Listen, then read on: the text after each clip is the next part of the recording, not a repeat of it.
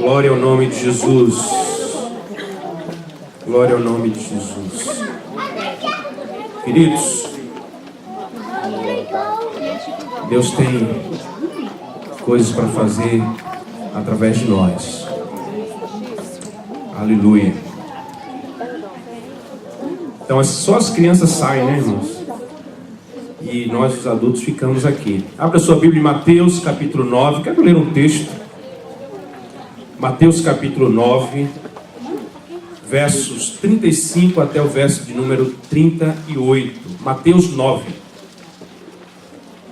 Louvado seja o nome de Jesus. Você pode glorificá-lo. Aleluia. Glória a Deus. Glória a Deus. Mateus 9, 35 ao 38. Todos abriram? Diga amém. E percorria Jesus todas as cidades. Eu gosto dessas ênfases bíblicas, irmão. Todas as cidades e povoados, ensinando nas sinagogas, pregando o evangelho do reino e curando toda sorte de doenças e enfermidades.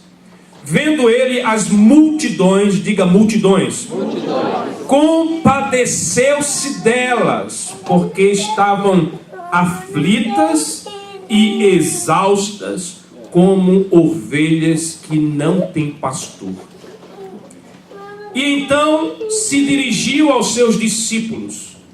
A seara é grande, ou seja, o campo na verdade é grande, a seara na verdade é grande, mas os ceifeiros, os trabalhadores são poucos. Rogai, pois, ao Senhor da seara que mande trabalhadores para a sua seara. Pai, no nome de Jesus, louvamos a Ti, glorificamos o Teu nome por Tua palavra. Dai-nos um coração atento, um coração sensível, e fala aos nossos corações nesta noite. Pela Tua graça e pela Tua misericórdia, alcança-nos nesta noite, Senhor. Aquilo que Tu queres pôr em nós, no nosso coração, coloca nesta noite. É o que nós pedimos, em nome de Jesus. Amém? Amém. Sente e deixe a sua Bíblia aberta, por favor. Queridos, eu não vou falar muito tempo. Vou falar pouco tempo. Mas eu queria que você estivesse atento nesse texto que nós acabamos de ler, que fala acerca do ministério de Jesus. Jesus teve pouco tempo de ministério. Aproximadamente 3 anos e meio foi o seu tempo de ministério. Viveu 30 anos, cerca de 33 anos aproximadamente, ele viveu na terra, né? Ou seja, idade de alguns de nós aqui, ou alguns estão chegando lá no 33, outros já passaram como eu, dos 33. Jesus viveu cerca de 33,5, não 34, por aí, 33,5 anos na terra. E o seu ministério, ou seja, o seu tempo efetivo de trabalho, de envolvimento no chamado que ele havia recebido de Deus, cerca de 3 anos. 3 anos. E quando nós lemos o Evangelho, nós percebemos que esses 3 anos foram intensos. Ele se envolveu todo o tempo e o tempo todo com o chamado que ele havia recebido de Deus. Em João capítulo 4, verso 34 diz: a minha comida é fazer a vontade daquele que me chamou e realizar a sua obra. Lembra desse texto? Quando ele tem um encontro com a mulher samaritana naquele poço, ele manda os seus discípulos ir à cidade comprar comida. E enquanto os discípulos vão comprar comida, Jesus fica sozinho e ele tem um encontro, João capítulo 4, com a mulher samaritana. E naquele diálogo com a mulher samaritana, da água de beber, né? E ele começa a revelar que ele tinha uma água para dar àquela mulher que a iria fazer jamais ter sede em outro momento. Era água viva. E Jesus está naquele diálogo e começa a revelar a vida daquela mulher. Aquela mulher tem um encontro com Jesus. Nisso os discípulos chegam. E os discípulos chegam ali ficam pasmados com aquela conversa que Jesus está tendo com aquela mulher. E eles, famintos também, querendo comer, e Jesus já nem tem mais fome. E começa a dizer para eles: a minha comida, ou seja, a minha existência, é fazer a vontade de Deus. Eu existo para fazer a vontade de Deus. Né? Comida, bebida, é tudo para nós existirmos. Se tira comida e bebida de nós, nós vamos morrer. Jesus está dizendo: a minha comida é fazer a vontade de Deus. Ou seja, eu quero fazer a vontade de Deus. E ele veio para fazer a vontade de Deus. E qual era a vontade de Deus? Salvar o mundo. João 3, verso 16. Deus amou o mundo de tal maneira que deu o seu único filho. No verso 17 ele diz: eu não vim para julgar o mundo, mas para salvar o mundo, para que o mundo fosse salvo. Ele veio fazer a vontade do Pai. E ele fez a vontade do Pai, foi até a cruz. E ele deu a sua vida por nós. Jesus viveu intensamente para cumprir a sua missão. Todo o tempo, meu irmão. Em todos os momentos, 3 anos, ele fez coisas que, segundo João, quando escreve o seu evangelho, ele diz: eu poderia ter escrito tudo, mas se eu fosse escrever tudo o que ele fez, o mundo não caberia de livros. Claro, ele usou uma hipérbole, né? Mas para mostrar a intensidade de tanto que Jesus fez durante 3 anos e meio. Ele viveu intensamente. E aqui nós vemos no texto que lemos que ele percorria. Ele estava como um andarilho, andando em todas as direções para levar a mensagem. Olha o texto, capítulo 9, verso 35. Ele percorria. Essa expressão fala da urgência e da ardente paixão que o Senhor tinha para cumprir a sua missão de levar a palavra, a salvação aos perdidos. É interessante que no final deste evangelho, capítulo 28, verso 18 até o verso 20, quando ele dá ordem aos seus discípulos para ir e pregar o evangelho, quando ele manda aos seus discípulos, ele já vinha fazendo isso há muito tempo. Antes deles dar a ordem, principalmente no capítulo 10 também, ele escolhe os 12 e ele envia os 12 para pregar. Mas antes ele já fazia, ele estava intensamente envolvido em pregar o evangelho. Jesus tem uma consciência da missão, ele sabe da urgência de pregar o evangelho e ele se envolve e se deixa envolver por aquilo que era a vontade de Deus para a vida dele. E aqui nós aprendemos, irmãos, que nós não podemos ser diferentes do nosso Salvador, que ele também chama a mim e a ti. Ele chama eu e você, nós, para também vivermos intensamente a missão. Em João capítulo 20, verso 21, ele diz: assim como o Pai me enviou, eu também vos envio.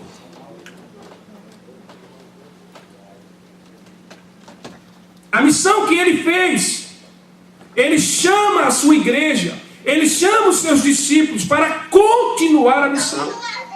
E os primeiros discípulos que foram chamados cumpriram a missão. 30 anos depois da ressurreição de Jesus, todo o Império Romano, ou seja, o mundo conhecido da época, havia ouvido falar de Jesus. Os discípulos ficaram em Jerusalém, você conhece a história bíblica, até que, pela graça de Deus, veio uma perseguição. Capítulo 8 de Atos diz que todos foram dispersos, menos os apóstolos que ficaram em Jerusalém. Havia aproximadamente 15 mil convertidos naquela época. A igreja de Jerusalém tinha cerca de 15 mil crentes, né? Você sabe disso, que Pedro pregou, quase 3 mil se converteu. Então vieram mais outros, ele pregou, quase 5 mil se converteu. Então a igreja tinha cerca de 15 mil crentes e eles estavam em Jerusalém. Oh glória, vem Senhor Jesus, volta logo, tá bom demais aqui a igreja. E o Senhor tinha dito que seria em Jerusalém, Judéia, Samaria e até os confins. Atos 1:8, você precisa decorar esse texto. Mas eles haviam esquecido da urgência da missão e da necessidade de dar continuidade àquilo que Jesus havia iniciado. E meu irmão, eu tenho para mim que quando nós esquecemos de fazer aquilo que Deus manda em Cristo fazermos, Ele dá um jeito, mas a gente vai ter que ir. E vou dizer uma coisa para você, não quero ser profeta do caos não. Mas vou dizer uma coisa para você, preste atenção. Do jeito que está caminhando o mundo, não vai ficar fácil para a igreja. Não vai. Não vai. Esqueça esses pregadores da prosperidade, que está profetizando a riqueza, o céu aqui na terra. É o que você ouve. Não se fala em volta de Jesus. Me mostra aí uma pregação sobre a volta de Cristo. Voltar o quê, Cristo? Volta nada, eu quero ficar rico aqui. Quero andar de avião. Eu quero dominar o mundo. Não é essa a pregação? Me mostra aí um pregador que está pregando sobre a volta de Cristo. Não, eles querem comprar, querem ganhar, querem enriquecer. Volta de Cristo que nada. Mas ele diz, eis que venho sem demora. Aleluia. Eis que venho sem demora, ele diz. Queridos, os discípulos estavam em Jerusalém e veio uma perseguição, oh glória. Persegue mesmo esses crentes. Persegue, manda tripulação para esses crentes aí, para eles começarem a entender que a razão de viver da igreja é anunciar a Cristo até que Ele venha. A nossa missão é essa, irmãos. Ele nos chamou, Ele nos tirou do mundo, para nós proclamarmos as suas verdades, sua palavra. E a igreja estava lá em Jerusalém, dando glória a Deus. Igreja grande, numerosa, oh aleluia. Veio uma perseguição, foi nego correndo para tudo que é lado. E aí eles chegaram em Samaria, capítulo 8 de Atos. Capítulo 13, capítulo 11, eles chegam em Antioquia. São chamados de cristãos. Se estivessem em Jerusalém, não teriam sido reconhecidos como cristãos. Estava tudo no conforto. Mas quando o sangue estava dando pela canela, por causa da perseguição, e aí eles tinham ou ser crente ou não ser. O que revela o crente é a dificuldade, meu irmão. Não é a bonança. O que vai revelar a nossa fé não é quando a gente está lotado de coisa boa. Aí a gente nem ora. Ou não é assim, irmão? Né? Dinheiro, saúde, oh glória de Deus, esse negócio, a gente nem ora. Vigília, vixe, ou nada. Jejum, Deus me livre. Aí vem as tribulações, a gente começa a dizer que é o diabo. Cão, sai no nome de Jesus. Não, é Jesus, meu irmão. Está trabalhando. E a gente fica repreendendo Deus como se fosse o diabo. Eu tenho assim um cuidado quando alguém vem pedir oração. Estou passando uma luta tão grande.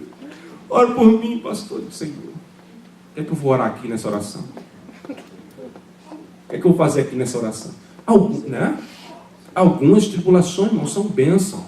Que é para jogar o crente nos pés de Jesus. Deus está com uma saudade tão grande da gente. Cadê Ele? Não ouço a voz dEle. Nunca mais chorou aqui nos meus pés. Madrugadas e madrugadas, não ouço Ele. Não ouço ela. Nunca mais eu ouvi a voz dela chamando por mim. Aí o Senhor permite. Aí na próxima madrugada, meu amigo, estou lá, ô Senhor, estou aqui, me ajuda. Aí o Senhor, que bom ouvir a sua voz. Sentir o seu cheirinho aqui junto de mim. Eu estava com tanta saudade. Quando as coisas vão bem, a tendência é essa, meu irmão. A tendência é essa. E a igreja havia esquecido da sua missão. E aí veio as tribulações. Capítulo 8 em diante de Atos, você vai ver isso. Jesus está envolvido na sua missão. Vamos olhar aqui para o texto. Ele percorria, fala de urgência, fala de ardente paixão pelas almas perdidas. Ele não está nos palácios, poderia estar. Ele não está entre os nobres da sua época, poderia estar, ele é rei dos reis. Quando os reis magos ouvem falar do nascimento do rei Jesus, onde é que eles procuram? No palácio. Ué, é onde o rei deve estar. É onde alguém como Jesus deve estar, entre os nobres. Mas onde foi que os magos encontraram Jesus?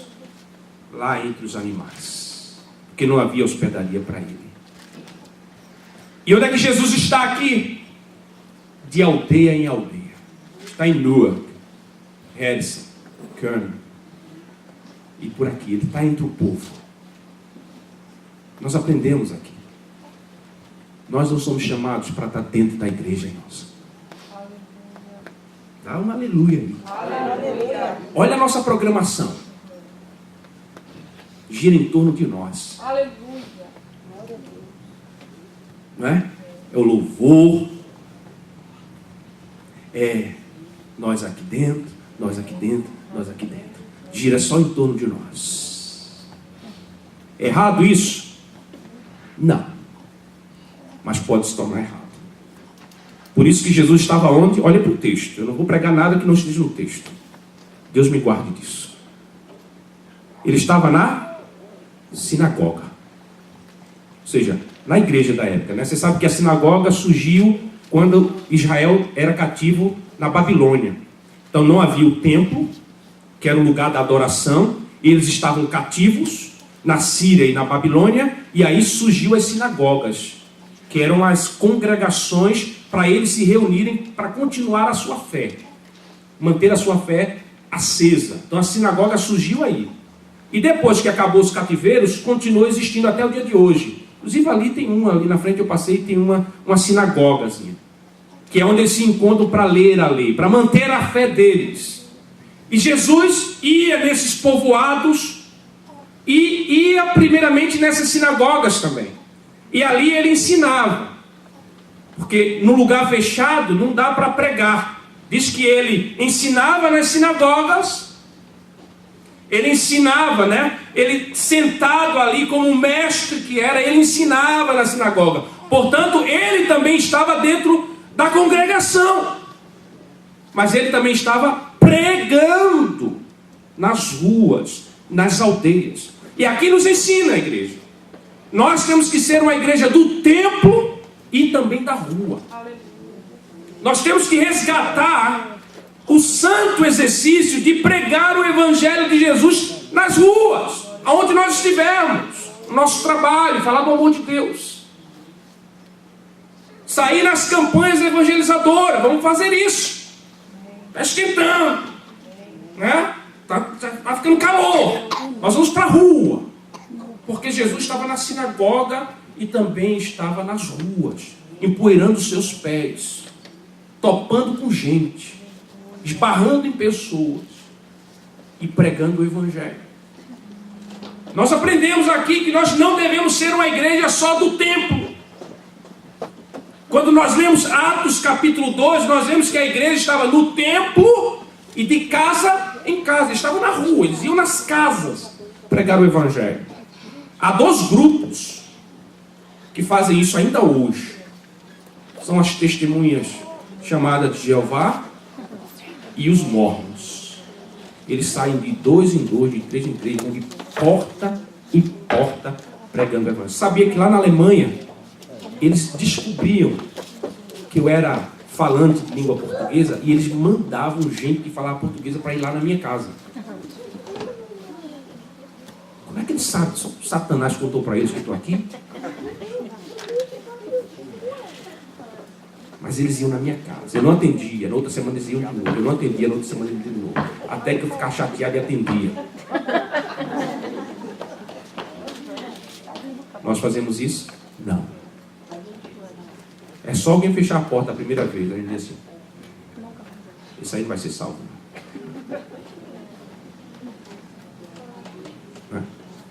Deus tenha misericórdia de nós. Jesus estava na sinagoga e também estava pregando o evangelho do reino e ele estava curando. Outra coisa que nós aprendemos aqui nesse texto, que o ministério de Jesus era dinâmico. Ele pregava, ele ensinava e ele curava. E eu creio que esse também é o nosso chamado como igreja. Nós precisamos ensinar, pregar e curar as pessoas. Colocar as mãos sobre elas e orar para que o Senhor cure elas. Nós temos que ser solução para essas pessoas. Nós temos que ser uma igreja que olha para os doentes e não os abandona. Que a gente vá atrás deles, impõe as mãos e pede a graça de Deus para curá-los, em nome de Jesus.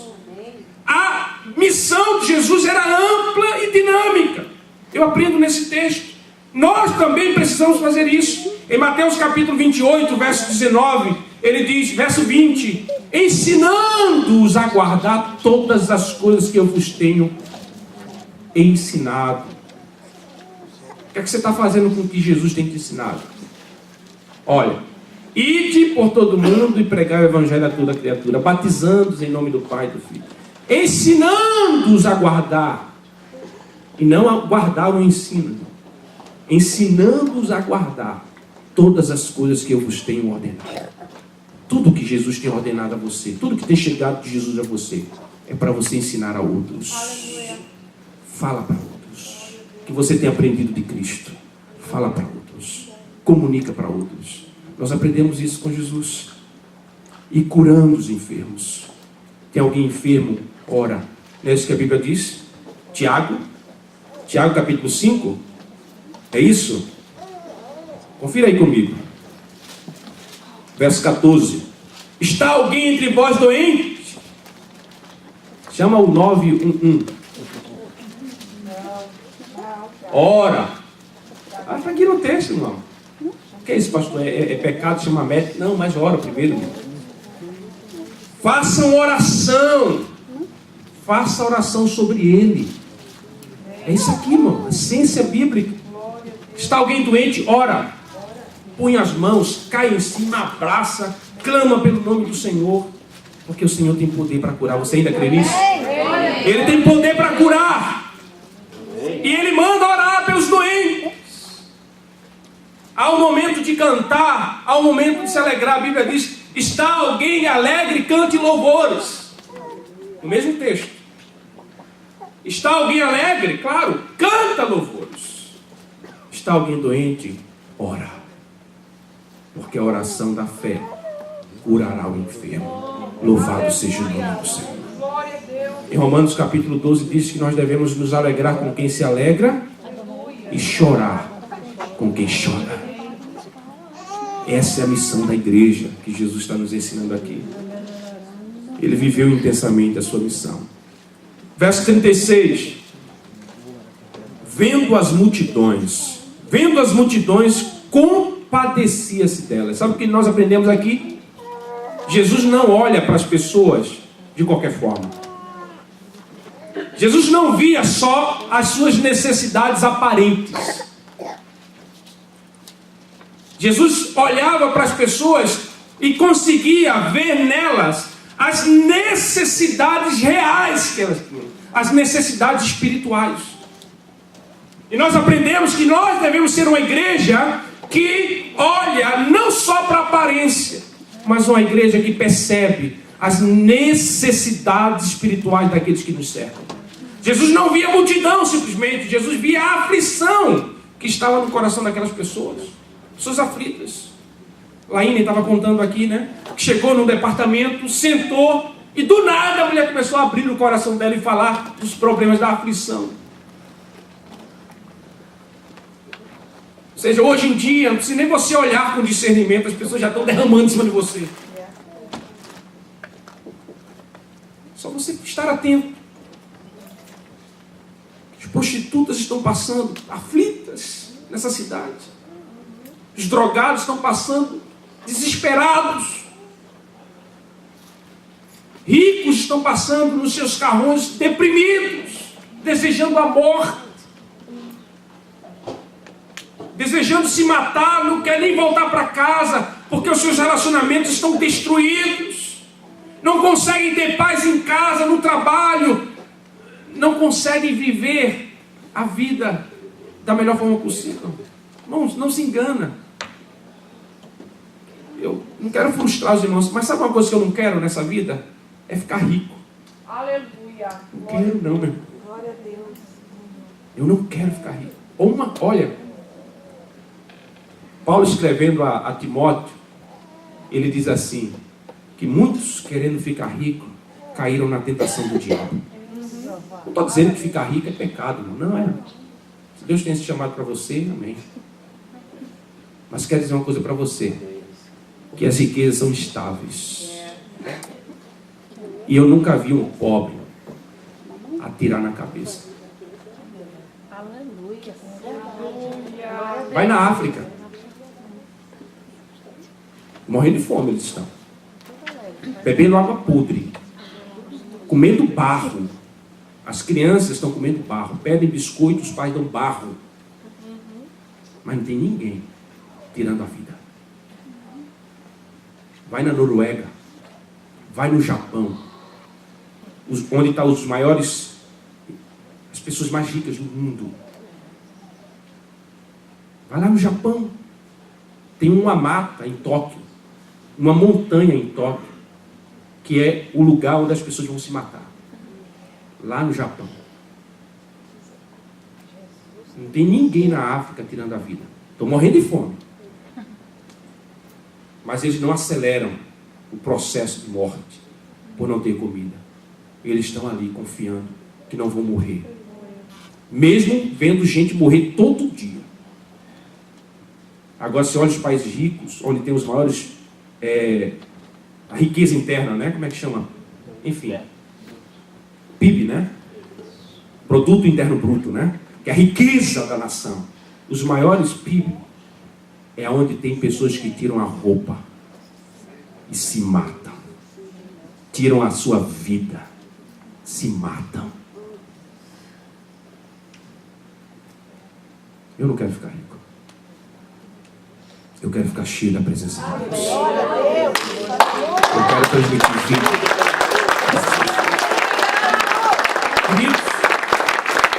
Jesus via essas pessoas. Jesus via essas pessoas. E não viu só o que elas vestiam. Não só o que elas aparentavam. Porque é a realidade hoje. Nós vivemos num mundo de aparência. Essa é a realidade, isso é o mal. A realidade não é o que as pessoas aparentam, mas aquilo que está no coração delas. Não é o que elas vestem, mas aquilo que está no coração delas. Não é o que elas têm, mas aquilo que está no coração delas. Elas estão aflitas, exaustas, como ovelhas que não têm pastor. Não tem direção. Não vem solução para as suas vidas. E o que é que nós temos a ver com isso? Temos tudo a ver com isso. Aleluia. Nós temos que ser uma igreja que olha não para a multidão, mas para a necessidade que essa multidão tem. Aleluia. Todos os dias nós cruzamos com dezenas, talvez centenas de pessoas, e por que não dizer milhares, que estão desesperadas, precisando encontrar com alguém, como encontrou com a Laine, para despejar toda a aflição que elas têm na alma.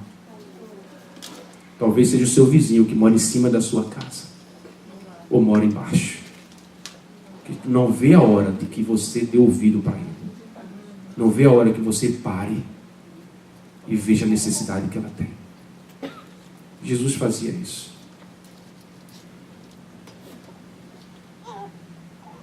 Eu vejo que aqui Jesus teve um momento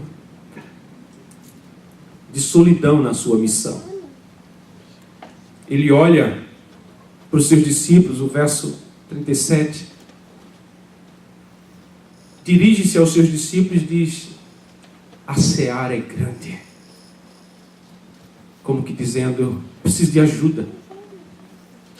Precisa alguém se juntar a mim. Eu vejo um apelo aqui no coração de Jesus. E então se dirige a seus discípulos dizendo: a seara na verdade é grande, mas os trabalhadores são poucos. Queridos, há uma grande tarefa para ser feita. E Ele está contando comigo e com você. Há milhares de pessoas que precisam ouvir da sua palavra. Há milhares de pessoas morrendo, e nós vimos aqui algumas coisas nesse sentido. Há milhares de pessoas que morrem sem ouvir falar de Jesus. Nós precisamos dar ouvido que Jesus está falando aqui. Grande é a seara, ou seja, o campo é gigantesco, e aqueles que estão dispostos a trabalhar nesse campo são poucos. Jesus está falando de mim e de você. Jesus está falando dessa igreja, de todas as igrejas. Ele está falando do seu povo. Há poucas pessoas dispostas a fazer alguma coisa para levar o Evangelho de Jesus. Nós precisamos atentar para isso e deixar que Jesus fale ao nosso coração nessa noite. O que é que eu faço, Senhor? O que é que eu posso fazer? Talvez você não vá como foi orado aqui. Talvez você não vá para longe. Talvez você não consiga ir para um outro continente. Talvez você não consiga nem sair dessa cidade. Não importa. Você pode fazer a vontade de Jesus aqui nessa cidade. A partir da sua casa. Talvez amanhã você vai encontrar com 1, 2, 3 colegas no seu trabalho. E você vai poder falar do amor de Jesus para ele. E você vai poder orar por ele. Você vai poder dar ouvido a eles. E ouvir a aflição. Se você não der ouvido, não se preocupa não. Ele vai derramar em cima de você. E vai falar. Porque as pessoas têm necessidade de falar. E nós precisamos ser uma igreja que ouve as pessoas. Precisamos ser um povo que não olha para a multidão, simplesmente, mas um povo que olha para o coração das pessoas. Que Deus nos dê olhos ungidos. Que Deus nos faça sensíveis àqueles que estão do nosso lado. Aqueles que estão pertinho de nós, que cruzam conosco. Precisam terrivelmente, desesperadamente, de ouvir uma palavra que só pode sair da sua boca. Só pode sair da igreja. Não vai sair de nenhum outro, vai sair de nós. Jesus disse para os seus discípulos: a seara é grande, poucos são os seus trabalhadores, aqueles que estão dispostos a trabalhar. E o que é que ele faz? Ele pede oração. E Jesus orou por nós já. Ele diz no verso 38: rogai ao Senhor, que é dono dessa seara, para que envie trabalhadores, para que mande trabalhadores. Irmãos, claro, a obra de Deus não pode ser feita se não for inicialmente com muita oração. Nós precisamos ser um povo que ora. Ora, para que Deus envie trabalhadores. Eu quero dizer algo para você nessa noite. Você que está orando para que Deus levante trabalhadores, se coloque como resposta de Deus, porque Deus quer usar a sua vida. Amém. Ore, não ore simplesmente: Senhor, levanta missionários aqui. Senhor, levanta obreiros aqui. Pai, levanta pessoas para pregar. Não ore só assim. Diga: Senhor, eis-me aqui. Usa a minha vida. Eu quero ser resposta dessas orações. Você está orando, mas você já é a resposta de Deus. Nós estamos orando, mas nós somos a resposta de Deus para essa geração. Nós precisamos entender isso. Que nós somos resposta de Deus. Conta conosco. Jesus conta conosco nessa noite. E nós devemos ser jovens dispostos a pregar o Evangelho. Nós precisamos ser homens e mulheres dispostos a pregar o Evangelho. Fala para alguém que está no teu trabalho, está trabalhando contigo dia a dia. Toca nele, diz: olha, eu quero dizer algo para você. Jesus te ama. Eu quero dizer algo para você. Eu vou numa igreja, eu quero convidar você para ir nessa igreja. Olha, eu vou em tal lugar e eu me sinto bem. Eu quero falar para você que há algo que também vai fazer você se sentir bem. Aleluia. Nós precisamos falar, irmãos, e não nos calarmos. Prega o Evangelho para o teu filho. Fala do amor de Deus para o teu filho. Porque se você não fizer, outra religião fará. Eu nunca tive medo na Alemanha, quando minhas filhas iam para aula de religião, ouvir de outras religiões. Nunca tive medo. Porque eu sabia que elas já ouviram falar de Jesus. E que elas estão disciplinadas, estão discipuladas através do Evangelho de Jesus. Nós precisamos falar para os nossos filhos: senta em casa, não quer ouvir. Não, vai ouvir. Pouco a pouco vai ouvir. Começa logo de cedo. Logo de colo. Não deixa nem andar. Sente o teu filho no colo e fala de Jesus para ele. Fala de Deus para ele. Não está entendendo sim, vai ficar lá. Vai ser gerado. Está no útero ainda. Fala de Jesus para ele no útero. Meu filho, existe um Deus. Nós adoramos um Deus. Você vai conhecê-lo. Ensina para o seu filho. Não deixa a televisão fazer isso antes de você. Não deixa a escola fazer isso antes de você. Faça você. Glória a Deus. Fala de Jesus para o teu filho. Para que ele conheça o amor de Deus. E aí você não vai precisar se desesperar quando ele for para o mundo, porque ele vai cair no mundo. Ou você vai criar a escola dentro da sua sala para ensinar ele. Ou você vai impedir que ele tenha contato com o mundo. Não, nós não criamos filhos para colocar dentro de uma redoma. A redoma onde eles estão é a presença de Deus. E nós temos que, a partir da nossa casa, pregar o Evangelho. Ensinar o Evangelho. E depois sairmos da nossa casa e pregar o Evangelho nas ruas. Irmãos, está chegando o tempo quente aí. Nós vamos fazer campanha evangelizadora. Vamos sair na rua, vamos distribuir folhetos. Vamos de rua em rua, nós vamos pregar o Evangelho. Nós vamos falar, vamos nas festas. Eu sei que nem todos ainda podem ir nas festas mundanas, como o Brazilian Day. Talvez nem todos tenham essa força para ir lá. Principalmente os novos convertidos não devem ir para um lugar desse. Principalmente. E não devem ir se não tem uma vida de oração. Porque são lugares onde está cheio de demônios. E você precisa estar cheio da presença de Deus para entrar nesses lugares. Eu já entrei em vários lugares, você nem imagina. Mas debaixo de uma direção de Deus. Entrei diversas vezes em prostíbulos. Ia de mês em mês a pregar o Evangelho. Entramos em lugares onde só tinham travestis. Entramos lá e pregamos o Evangelho para eles. Mas na unção do Senhor. Na direção de Deus. Então, nem todas as pessoas devem ir para um lugar desse. Mas nós queremos ir nas ruas. Nós vamos nas casas, nós vamos pregar o Evangelho. Se preparem. Se preparem. Nós vamos orar. Aliás, já estamos orando, né? Estamos orando. Consagrando a nossa vida. E nós vamos levar de graça o que de graça nós recebemos. Nós somos uma igreja missionária. E nós temos que fazer valer o nome que nós temos. Nós somos um povo que ama a Deus. Nós temos que fazer valer esse amor que nós dizemos. Talvez você não consiga ir, mas abra a sua casa para que pessoas venham.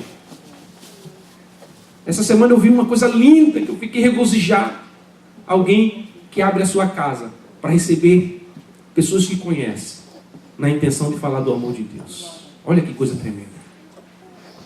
Se você pode fazer isso, faça. Ore, consagre-se a Deus. Chame pessoas para tomar um chá na sua casa. Chama amigos seus para tomar uma Coca-Cola na sua casa. Não, eu não bebo, irmão, mas eu tenho uma Coca-Cola para você. Por que a gente tem medo de dizer isso? Que não bebe. Por que a gente tem medo de dizer isso? Se é que alguém tem medo de dizer isso. Eu não bebo.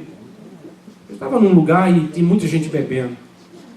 E a pessoa veio com a bebida para mim. Eu disse, não, eu não bebo. Ah, porque você é crente? Não, porque isso me faz mal. Não é só porque eu sou crente, não. As pessoas querem logo rotular você. Ah, porque você é religioso. Não, é porque eu sei que isso faz mal. Está fazendo mal para você também. Só isso. Agora abra a sua casa. Chama os seus amigos que não são crentes. Fazer um lanche na sua casa, um almoço, sei lá o quê. Amigos seus, até parentes seus. Chama. Senta à mesa. Faz uma comida gostosa. Bem deliciosa, que vai marcar a vida, o estômago dele para sempre. A vida não, o estômago, né? Faz uma comida deliciosa. Não, quero servir você. Mas eu quero seu aniversário? Não, não é meu aniversário. Mas vamos conviver aqui. E no final, faz uma oração. Gostei dessa, viu? Faz uma oração. Quero orar por você. E ora, e abençoa as pessoas. Só isso, meu irmão. Faz isso. Você vai ver o que Deus vai fazer através da sua vida. Chama as tuas amigas para tomar um chá. Tomar um café. Amigas conhecidas, né? Vamos tomar um café em casa? Você faz um café, faz um bolinho de queijo. Cadê os mineiros aí? Glória. Faz um bolinho de queijo.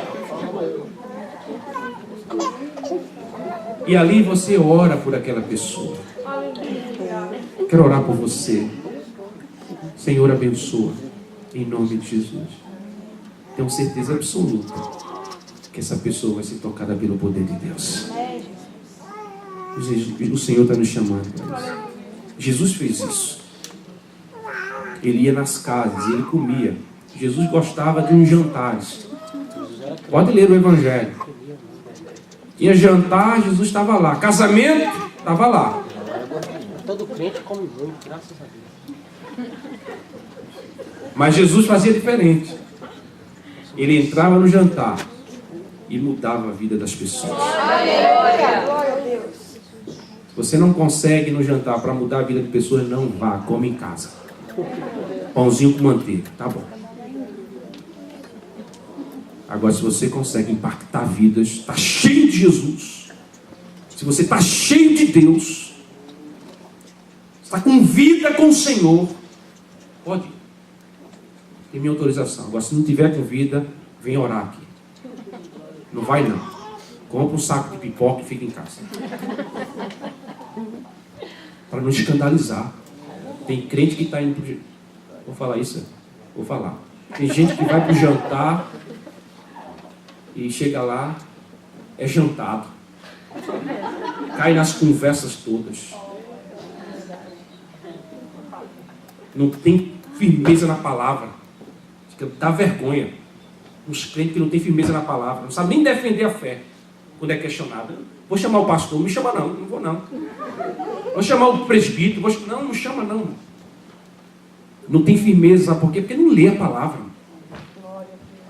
Não conhece a fé que diz ter. Não sabe falar de Jesus. Não sabe falar de Jesus, irmão. Não sabe falar de Jesus. Como é que um crente sabe falar de Jesus? Não sou pregador, não é pregador, não, é dar testemunho de Cristo. Eu não sei falar, não, mas sei ler, está aqui escrito, Lê. Então, se você não consegue ir para um jantar e impactar, fique em casa. Mas se você é como Jesus, que vai no jantar e chega lá, a turma se converte, pode ir. Só não vai no domingo à noite. Vem para a igreja, no nome de Jesus. Você entende o ministério de Cristo? Assim deve ser o nosso ministério. Percorrer as cidades, ensinar, pregar e curar. Devemos olhar para as pessoas e ver para além do que a aparência delas nos mostra. Ver o coração necessitado de Cristo. Faça isso, você vai ver a quantidade de pessoas aflitas que estão ao seu lado precisando de Jesus. Nós precisamos ser uma igreja que se envolve, que prega a palavra, que vai aonde estão os necessitados e fala do amor de Jesus. O Senhor vai fazer uma obra gloriosa. Eu fico pensando, irmão, a quantidade de crente que ora para a igreja crescer. Quem ora para a igreja crescer aqui? Levanta a mão, irmão, só vocês. Os outros não oram para a igreja crescer? São sinceros, né? Ou estão com receio do que eu vou falar agora? É isso, né? Vocês são espertos. Quer ver a igreja crescer? Cada um de nós ganhar um para Jesus. Um para Jesus. Durante o ano. 360 e quantos dias? 365. 5, né? 365 dias. Para você ganhar, orar e ganhar uma pessoa para Jesus. É possível?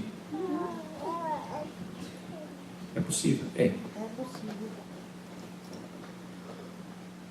Então, se nós começarmos um ano com 80 pessoas congregando, no próximo ano seremos 160. Imagine que você diga: Senhor, eu vou ganhar uma alma por ano para ti. Todos os anos da minha vida. Jesus passou 3 anos e revolucionou onde ele estava. Tá, você não é Jesus. levar uma pessoa. Eu vou orar por uma pessoa, Senhor. Vou escrever aqui na minha Bíblia o nome dele, o nome dela. Todos os dias eu vou orar por ela. E a oportunidade que eu tiver, eu vou testemunhar de Jesus para ela. Falar do amor de Deus para ela. Durante um ano. Você acha que ela se converte? Eu creio que sim. Se eu fizer isso, eu creio que sim. Vamos fazer isso? Está março, né? Já está em março, né? Será que daqui até dezembro eu consigo ganhar uma pessoa para Jesus? Uma pessoa para Jesus, uma só. Orar por ela, me encontrar com ela, criar situações para falar do amor de Deus para ela, chamar ela na minha casa para tomar um café, jantar, comer comigo,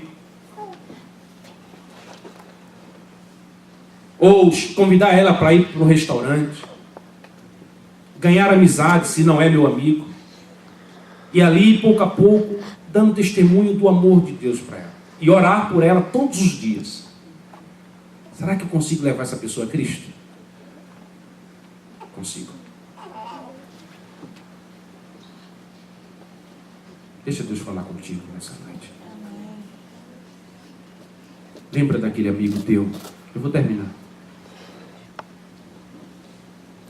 Lembra daquele seu amigo que você diz que ele não quer se converter? Ele não quer mesmo se converter? Duvido.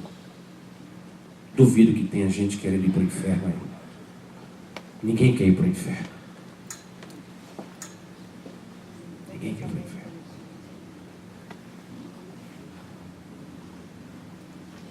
Não estou querendo que você seja aquele chato que vai para o jantar e passa o tempo todo falando de Jesus.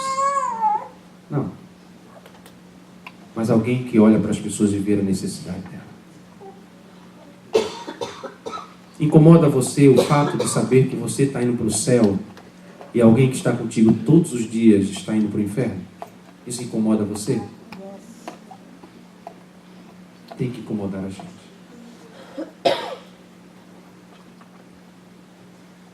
Eu quero que você entenda isso nessa noite.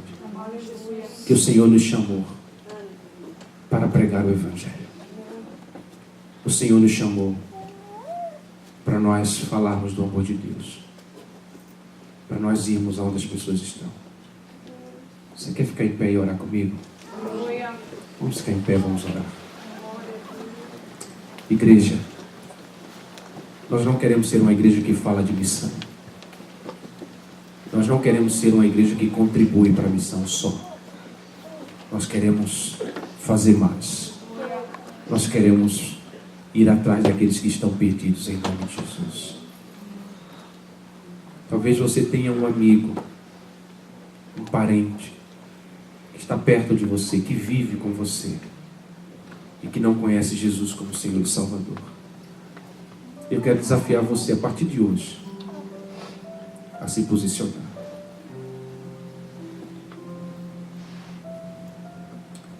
Meu Deus. Meu Deus. Jesus via as aflições. Nos ensine a ver as aflições, Senhor.